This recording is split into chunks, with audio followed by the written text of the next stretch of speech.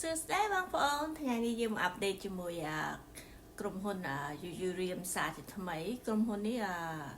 ដដែលទេគឺ UU ហើយខ្ញុំឃើញវាមានព័ត៌មានអាប់ដេតថ្មីទើបខ្ញុំចង់អាប់ដេតជាមួយបងប្អូនព្រោះអី Wall Street ហ្នឹងគេបាននិយាយថាក្រុមហ៊ុន UU រៀមនេះគឺ UU នេះគឺមានអ្នក invest ច្រើនណាបងប្អូន strong buy ហើយមានក្រុមហ៊ុនដែលមានឈ្មោះថាឈ្មួញកដាលហ្នឹងគឺមានឈ្មោះថា ABR ហ្នឹងគឺមានដូចថាមានចំនួនអ្នកលោតចូលទៅក្នុងភាគហ៊ុនហ្នឹងគឺ1.75 មាត្រដ្ឋានវាហ្នឹងគឺស្មើនឹង1 គុណនឹង5 ដងបងប្អូនគឺ strong buy ហើយក្រុមហ៊ុនហ្នឹងគឺគេមានអ្នកវិនិយោគទុនចូលច្រើនបងប្អូនហើយWall Street ហ្នឹងគេបានវិភាគថាក្រុមហ៊ុននេះអាចនឹងស្ទុះឡើងលឿនខុសពីដូចថាលឿនជាងភាគហ៊ុនផ្សេងដែលជា UU រៀមគេថា UU ហ្នឹងគឺល្អជាងគេបងប្អូនហើយប្រេងឥន្ធនៈនេះគឺមានអនាគតវែងឆ្ងាយនៅក្នុង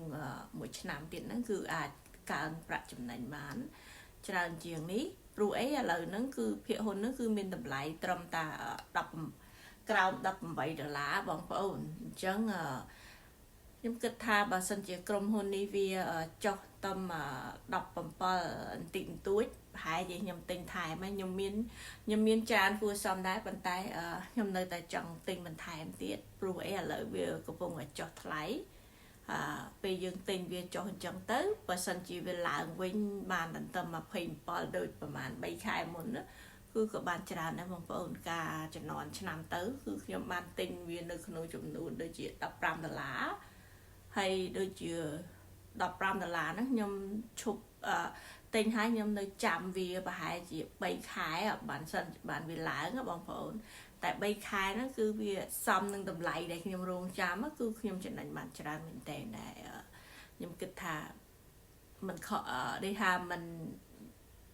គេខ្មែរយើងគេថាมันខកបំណងក្នុងការរងចាំវាយូរធម្មតាភាគហ៊ុនភាគខ្លះភាគហ៊ុនដែលខ្ញុំទិញភាគច្រើនខ្ញុំលក់ទិញលក់អីតែប្រហែលជា3អាទិត្យអីខ្ញុំលក់បានលុយតែក្រុមហ៊ុន UU នេះគឺឆ្នាំទៅនេះគឺវាមានការជីដងរ៉ែដងអីហើយអាប់ដេតរបស់របរទិញដើម្បីយកមកដូចគ្រឿងយកមកជីកដើម្បីយករ៉ែនឹងបន្ថែមបានច្រើនអញ្ចឹងបងប្អូនហើយក្រុម